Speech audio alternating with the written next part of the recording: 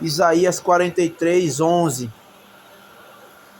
Eu sou o Senhor e fora de mim não há Salvador. Eu anunciei salvação, realizei-a e a fiz ouvir.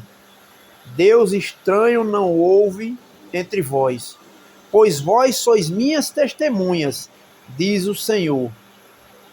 Eu sou Deus. Ainda antes que houvesse dia, eu era, e nenhum há que possa livrar alguém das minhas mãos. Agindo eu, quem impedirá? Essa é a maneira como Deus se revela a nós, o Deus Todo-Poderoso. Essa é a maneira que aprove a Deus se revelar a nós por meio da sua palavra. Você pode até ouvir pessoas dizendo que ouviu Deus, que Deus lhe deu uma revelação, ou que ela teve um sonho e que a sua vida foi direcionada para fazer algo para Deus. Porém, nós cristãos acreditamos que o que Deus quer falar para nós está na sua palavra. Fora da palavra, nós não acreditamos. Nós não queremos nem mais e nem menos, porque confiamos que a tua palavra ela é a verdade. E é interessante que o fato de a palavra do Senhor ser a verdade, ela não omite erros de homens que viveram com Deus no passado, não omite. A palavra do Senhor, ela é verdadeira do começo ao fim. Não tem esse negócio de querer esconder defeitos de ninguém. Da mesma maneira que a palavra de Deus mostra a perfeição do seu Filho, como quem não teve pecado, nem dolo nenhum se achou na sua boca, dizendo que ele não cometeu pecado e que ele mesmo, em sua palavra, chegou a dizer para os fariseus: quem me convence de pecado? E nenhum dos fariseus ousaram convencê-lo do pecado, porque não havia possibilidade para isso. Então, ele se revela a nós como perfeito, e na pessoa do seu Filho como perfeito também. E na pessoa dos seus servos, como servos frágeis, imperfeitos, que carecem sempre da graça de Deus. Os servos de Deus, eles vivem movidos pela sua graça. Não pelos seus esforços, não pelas suas capacidades, nem por nada é que possa encantar a Deus, fazer com que Deus se impressione. Não. Nós entendemos que somos fracos. Todos os servos do Senhor entendem que são fracos. E nós nos baseamos tão somente na sua palavra, porque acreditamos que ela é a verdade, porque acreditamos que a palavra de Deus ela é poderosa, ela é espada de dois gumes, e a palavra que sai da boca do Senhor, ela não volta vazia, mas ela cumpre o propósito pelo qual o Senhor a designou. E antes de mais nada, o propósito de Deus é salvar as pessoas. Isaías, no capítulo 43, aqui, já no Antigo Testamento, ele pregava esta mensagem. Ele anunciava a salvação. E mostrando assim que quem realiza essa salvação é o próprio Deus. Ele diz: eu anunciei salvação, realizei-a e a fiz ouvir. Deus estranho não houve entre vós, pois vós sois minhas testemunhas, diz o Senhor. Eu sou Deus. Isaías 43, verso 12. Então ele anuncia a salvação e ele realiza essa salvação na pessoa, por meio da sua palavra. A palavra do Senhor ensina muitas coisas, prega muitas coisas, mas se você ainda não foi salvo, você não precisa aprender mais nada. Por quê?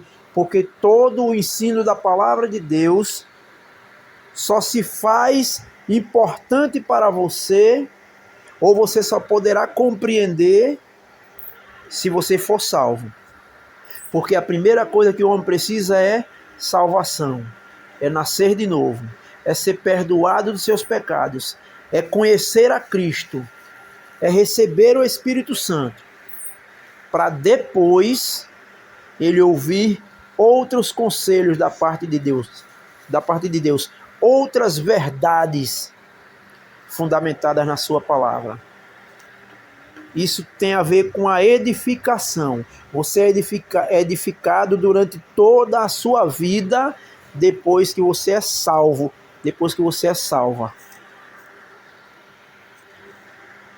Isaías 43:11, o versículo que lemos, ele diz: eu sou o Senhor e fora de mim não há Salvador.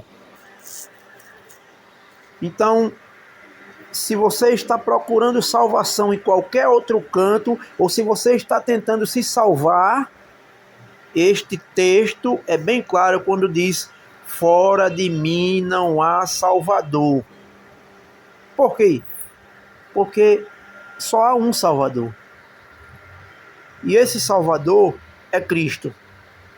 E ele, para nos salvar, ele teve que entregar a sua vida. Ele morreu para que nele pudéssemos receber vida por causa da sua morte. Caso contrário, nós é que teríamos que ser condenados.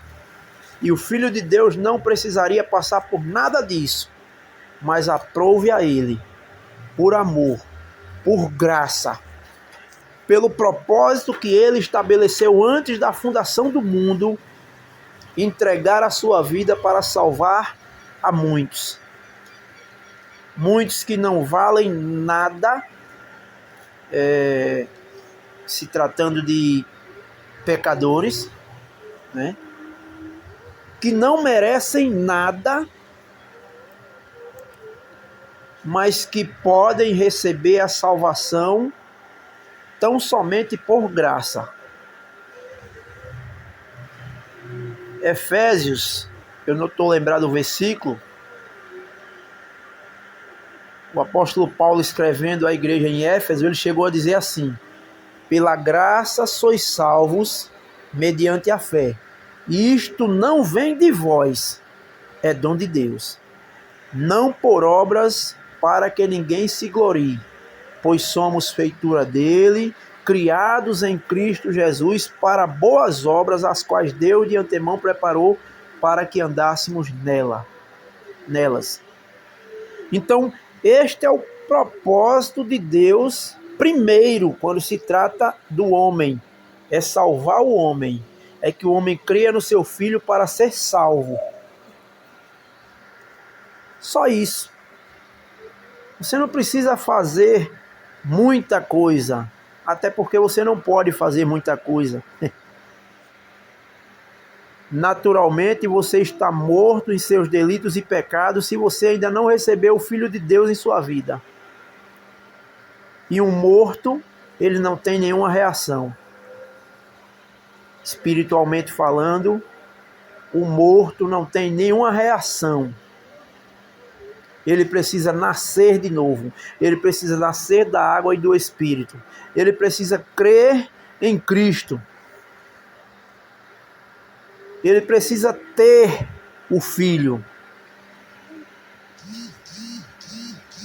Quem tem o Filho tem a vida. Quem não tem o Filho, sobre ele permanece a ira de Deus. Então é importante que você nesta noite reflita, se você ainda não foi salvo por Cristo. Reflita. Esse é um ponto importante, se não o mais importante da sua vida. Porque se você não foi salvo por Cristo, E não se trata de ser salvo futuramente, é ser salvo a partir do momento que você crê no Filho de Deus. Quem crê no Filho tem a vida, não terá. Então é muito importante que haja reflexão.